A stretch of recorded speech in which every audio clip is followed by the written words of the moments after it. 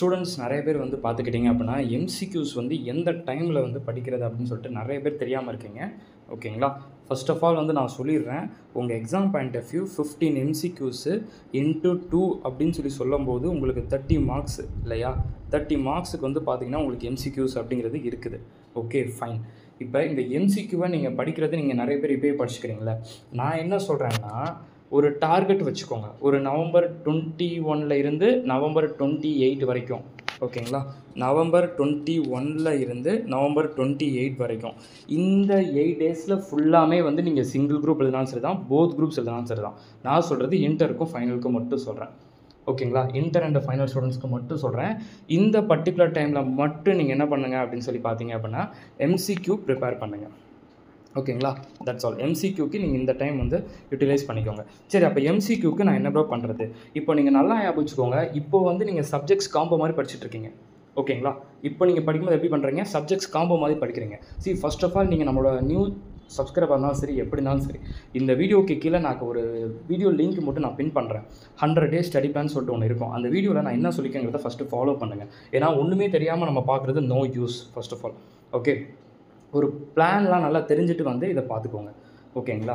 ஏன்னா நம்ம subjects combo மாதிரி வந்து நம்ம எடுத்து படிக்கணும். இப்போ படிக்கும்போது என்ன பண்ணணும், எங்கேருந்து ஆரம்பிக்கிறது, எப்படி படிக்கிறதுனே தெரியாமல் ஒரு படிச்சுட்டு இருப்போம் இல்லையா?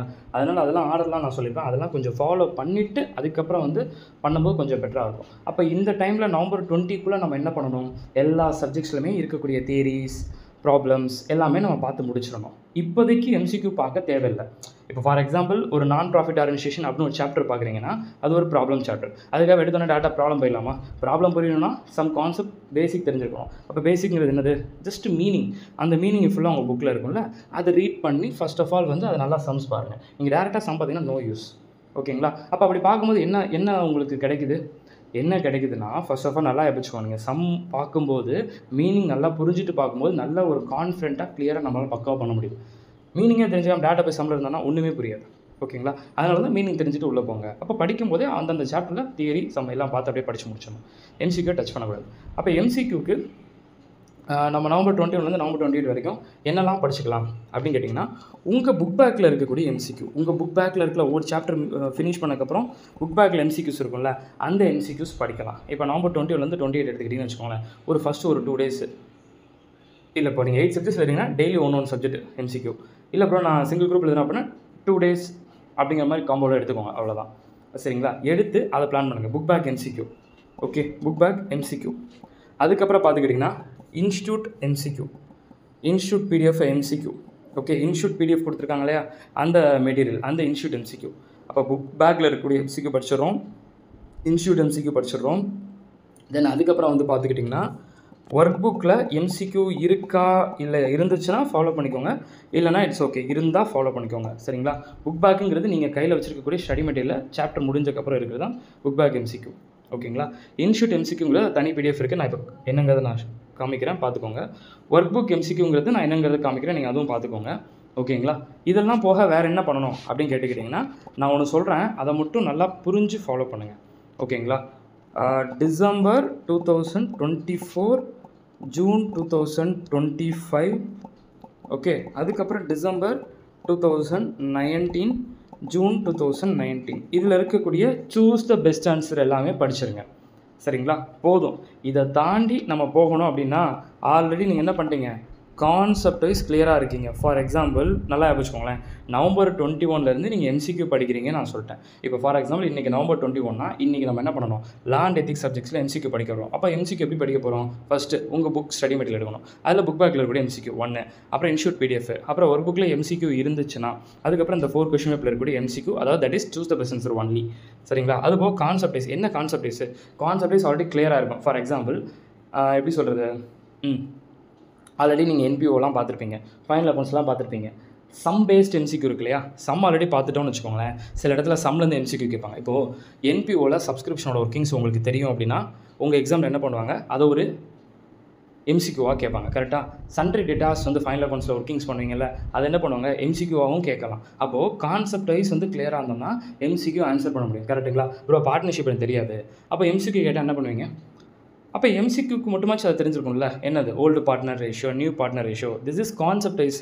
ஸோ கான்செப்ட் வைஸ்ங்கிறது என்ன சொல்கிறேன்னா, ஆல்ரெடி நீங்கள் கான்செப்ட் வைஸ் இப்போ இந்த டே பை டே இன்னிலேருந்து படிக்கிறீங்க அப்படின்னா, ரிவிஷன் பண்ணுறீங்க அப்படின்னா, அப்போ படிக்கும்போது நீங்கள் என்ன பண்ணுவீங்க, அந்த கான்செப்ட்லாம் உங்களுக்கு ஈஸியாக புரிஞ்சிடும். ஃபார் எக்ஸாம்பிள் சப்ஸ்கிரிப்ஷன் சொல்லிட்டேனே, அந்த சப்ஸ்கிரிப்ஷன் அது வந்து நீங்கள் சம்மாக பார்த்தா சம்மு எம்சிக்யூலையும் கேட்பாங்கல்ல, அப்போ என்ன பண்ணுவீங்க, சம்மை விட்டுட்டு போனால் எம்சிக்யூவில் 2 மார்க் போச்சு. நல்லா ஞாபகம். நம்ம நிறைய பேர் என்ன ஒரு தப்பு பண்ணிட்டு இருக்கோம்னா, பிரான்ச்சை விட்டுடுறோம், இன்சூரன்ஸை விட்டுடுறோம், பார்ட்னர்ஷிப்பை விட்டுடுறோம், என்பிஓ விட்டுடுறோம். இது விடுறது பிரச்சனை இல்லை. இந்த எல்லா சாப்டர்லையும் வந்து உங்களுக்கு சம்மு கூட தப்பிச்சிட்டிங்கன்னு வச்சுக்கோங்க, எம்சிக்யூ வந்துச்சுன்னு வச்சுக்கோங்களேன், 2x4 8 மார்க் லூஸ் ஆகிடும் உங்களுக்கு. இது ரிஸ்க்கு மட்டும் ஃபர்ஸ்ட் ஆஃப் ஆல் எல்லாரும் பண்ணக்கூடிய தப்பு. அந்த தப்பை தயவு செஞ்சு பண்ணிடாதீங்க. நீங்கள் மறுபடியும் பண்ணிட்டீங்கன்னா உங்களுக்கு தான் ரொம்ப கஷ்டம். நான் சாப்டர் வந்து விட்டுட்டு போகிறேன் ப்ரோ சொல்கிறது ஈஸி, பட் லாக் ஆக போகிறது நீங்கள் தான். பார்ட்னர்ஷிப்னா என்னன்னே தெரியாமல் நீங்கள் எக்ஸாம் போகும்போது எம்சிக்யூ ஒரு 2 எம்சிக்யூ கேட்டாங்கன்னா என்ன பண்ணுவீங்க, 2x2 4 மார்க் போச்சு. நீங்கள் நினைக்கிறது சம் மட்டும் போக நினைக்கிறீங்க, பட் எம்சிக்யூவில் லாக் ஆகிறது யார், நம்ம தான் லாக் ஆகிறோம். அதனால் இப்போ நீங்கள் சாப்டர் விடுங்கன்னு நான் இங்கே சொல்ல வரல. அது சாப்டர் வந்து நீங்கள் விடுறது வராது, அது உங்கள் விஷயம். ஆனால் எம்சிக்யூன்னு வரும்போது எல்லா சாப்டருக்கும் பார்த்துட்டு தான் போகணும். இப்போ பார்ட்னர்ஷிப்பில் ஓல்டு ரேஷியோனா என்னன்னு தெரியாது, நியூ ரேஷியோனா என்னன்னு தெரியாது, குட்வில்லாம் என்ன தெரியாது, ஜென்ரலிசம்னா என்னன்னு தெரியாதுன்னா, அப்போது அங்கே எம்சிக்யூவில் எனக்கு மார்க் லூஸ் ஆக போகுதுங்கிறது என் கண் கூட எனக்கு தெரியுது. அதுக்கு ரெடியாக இருக்கீங்கன்னா நீங்கள் விட்டுட்டு போங்க, அவ்வளோதான். அதான் நான் சொல்வேன். ஏன்னா பிரான்ச்சை வந்து சில பேர் டச்சே பண்ண மாட்டேங்கிறீங்க. பட் பிரான்ச்சில் இந்த எம்சிக்யூ வந்துச்சுன்னா என்ன பண்ணுவீங்க, என்பிஓ சப்ஸ்கிரிப்ஷனை டச்சே பண்ண மாட்டேங்கிறீங்க, எம்சிக்யூ சப்ஸ்கிரிப்ஷன் வந்து என்ன பண்ணுவீங்க, ஃபைனல் அக்கௌண்ட்ஸில் சண்டே அந்த ஒர்க்கிங்ஸை டச்சே பண்ணுறதில்ல, எம்சிக்யூவில் கேட்டால் என்ன பண்ணுவீங்க. இதெல்லாம் நார்மலாக கேட்டாலாம் இல்லை, கேட்குறாங்க நார்மலாக. இப்போ நீங்கள் லாஸ்ட் கொஸ்டின் பேப்பர்லாம் எடுத்து பார்த்தீங்கன்னா தெரியும், இதெல்லாம் கேட்கக்கூடிய ஒன்று. அதனால தான் சொல்கிறது, ஒரு சாப்டர் விடுறதுனால பிரச்சனை இல்லை, சரிங்களா, சம்முக்கு. ஆனால் சம் மட்டும்னா பிரச்சனை இல்லையே, எம்சிக்யூ யார் பொறுப்பு, நம்ம தான் பொறுப்புங்க. அந்த எம்சிக்யூ நம்ம தான் பார்த்து ஆகணும், இப்போது நம்ம தான் லாக் ஆகிறோம். அதனால தான் சொல்கிறேன், சரிங்களா. அதனால் கான்செப்ட் வைஸுங்கிறது எல்லா சாப்டரும் top to bottom concept wise தெரிஞ்சால் மட்டும்தான் எம்சிக்யூங்கிறது நம்ம ஆன்சர் பண்ண முடியும். இப்போ இன்றைக்கி இருக்கிற டேட்டில் எம்சிக்யூ தான் நமக்கு வந்து நல்லா ஹெல்ப்ஃபுல்லாக வந்து இருக்குது, நல்லா ஸ்கோர் பண்ணுறதுக்கு. ஸோ கான்செப்ட் வைஸ் கிளியராக இருக்கணும்னா எல்லா சாப்டரும் எம்சிக்யூக்காச்சும் பார்த்துட்டு போகணும். ப்ரோ பார்ட்னர்ஷிப் நான் சம் விட்டுட்டு போயிடுவேன், பார்க்க மாட்டேன் அப்படின்னா சரி ஓகே, அது உங்கள் விஷயம்.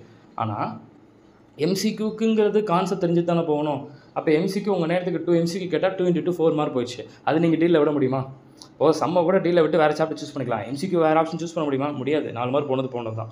இதெல்லாம் தெளிவாக தெரிஞ்சுக்கிட்டு அதுக்கேற்ற மாதிரி ப்ரிப்பேர் பண்ணுங்கள், அவ்வளோதான் நான் சொல்கிறேன், சரிங்களா. இதை மட்டும் கொஞ்சம் கரெக்டாக பார்த்துக்கோங்க.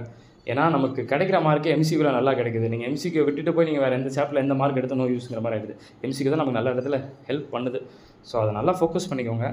இப்போது எம்சிக்யூக்கு இந்த கான்செப்ட் எல்லாமே இப்போ நான் சொல்லியிருக்கிறது எல்லாமே நவம்பர் 21 நவம்பர் 28 4 சப்ஜெக்ட் இருந்தாலும் சரி, 8 சப்ஜெக்ட் இருந்தாலும் சரி, அந்த டைமில் படிங்க. இப்போவே வேண்டாம். ஏன்னா இப்போவே புக் பேக் எம்சிக்யூ படிச்சுட்டு, இப்போவே இன்ஸ்டியூட் பிடிஎஃப் படிச்சுட்டு மறுபடியும் நீங்கள் அப்போ படிக்கிற மாதிரி தான் இருக்கும். எம்சிக்யூவில் அந்த டைமில் படிங்க. ஏன்னா இப்போ படிக்கும் போது மறுபடியும் நீங்கள் அந்த டைம் படிச்சா ஆகணும். எதுக்கு 2 டைம்ஸ் படிச்சுட்டு மொத்தமாக நீங்கள் அதே டைமில் படிச்சுக்கலாம். ஆனால் இன்னொன்று, நீங்கள் நவம்பர் 21 to 28 படிக்கிறதா இருந்துச்சுன்னா மிச்ச சப்ஜெக்டில் சொல்கிறோம், மிச்ச சப்ஜெக்டில் சம்மு தியரி எல்லாம் முடிச்சிருந்தீங்கன்னா நவம்பர் 21 to 28 நீங்கள் நினச்சது நடக்கும், சரிங்களா. சம்மும் பெண்டிங் வச்சிட்டிங்க அப்படின்னா நீங்கள் நினச்சது நடக்காது. நவம்பர் 28 to 28 நான் படிக்கணும்னு சொல்கிறேன்ல, அது நடக்காது. ஸோ பிளானை கொஞ்சம் நல்லா பார்த்து எக்ஸிக்யூட் பண்ணுங்கள். உங்கள் இதில் பாருங்களேன், நம்ம டெலிகிராம் குரூப்பில் கொடுத்துருக்கேன்ப்பா. நம்ம இந்த குரூப்பில் எம்கே அகாடமி இன்டர்மீடியட் குரூப்பில் பாருங்கள், ஒர்க் புக் அப்படின்னு சொல்லியிருக்கா. அந்த பிடிஎஃப்லாம் வந்து பார்த்துக்கிட்டிங்கன்னா, ஒர்க் புக்னா என்ன ப்ரோனா, நம்ம ஸ்டடி மெட்டீரியல் மாதிரி தான். ஆக்சுவலாக வந்து நம்ம இன்ஸ்டியூட் ஸ்டடி மெட்டீரியல் மாதிரி தான். அதில் சில எக்ஸ்ட்ரா சம்ஸ் இருக்கும். புக் ரொம்ப இப்போது ஒரு எக்ஸாம்பிள் சொன்னால் ஒரு 200 பேஜஸ் 100 பேஜஸ் கொடுத்துருப்பாங்க. உங்கள் ஸ்டடி மெட்டீரியல் 600 பேஜஸ் இருக்குன்னா இதில் ஒரு 100 பேஜஸ் இருக்கும். எக்ஸ்ட்ரா சம்மும் இருக்கும். கொஞ்சம் கான்செப்ட் வைஸ் வந்து நல்லா நீட்டாகவும் இருக்கிற மாதிரி இருக்கும். வேணும்னா பாருங்கள், உங்களுக்கு நல்லது அப்படின்னு நான் சொல்கிறேன். அதுக்கப்புறம் வந்து பார்த்துக்கிட்டிங்கன்னா என்னென்ன உங்களுக்கு என்ன வேணுமோ எல்லாமே இருக்குது. இந்த பாருங்கள், இன்ஸ்டியூட் எம்சிக்யூ கூட கொடுத்துருக்கேன், பிடிஎஃப் இருக்குது, எல்லாமே பின் பண்ணி வச்சுருக்கோம். இந்த குரூப்பில் நீங்கள் ஜாயின் பண்ணிங்கன்னா நீங்கள் எல்லாம் வந்து தாராளமாக நீங்கள் யூஸ் பண்ணிக்கலாம். நீங்கள் என்ன எதிர்பார்க்குறீங்க எல்லாமே யூஸ் பண்ணிக்கலாம், ஓகேங்களா. நியர் 8947 ஸ்டூடெண்ட்ஸ் இருக்காங்க உள்ள. ஸோ வேணும்னா நீங்கள் தாராளமாக உள்ள ஜாயின் பண்ணிக்கோங்க, ஓகே. ஸோ இப்போ நான் சொன்ன மாதிரி கரெக்டாக நீங்கள் ஃபாலோ பண்ணுங்கள். ஏன்னா இந்த மாதிரி பிளான் பண்ணோன்னா நீங்கள் நினச்ச மாதிரி இந்த அட்டெம்ப்ட்டில் பாஸ் அப்படிங்கிறத பண்ணலாம், ஓகேங்களா. That's all. விஷயம் ஆல் தி வெரி பெஸ்ட்பா. நான் சொன்ன மாதிரி கொஞ்சம் எக்ஸிக்யூட் பண்ணுங்கள், ஓகேங்களா. பார்க்கலாம்.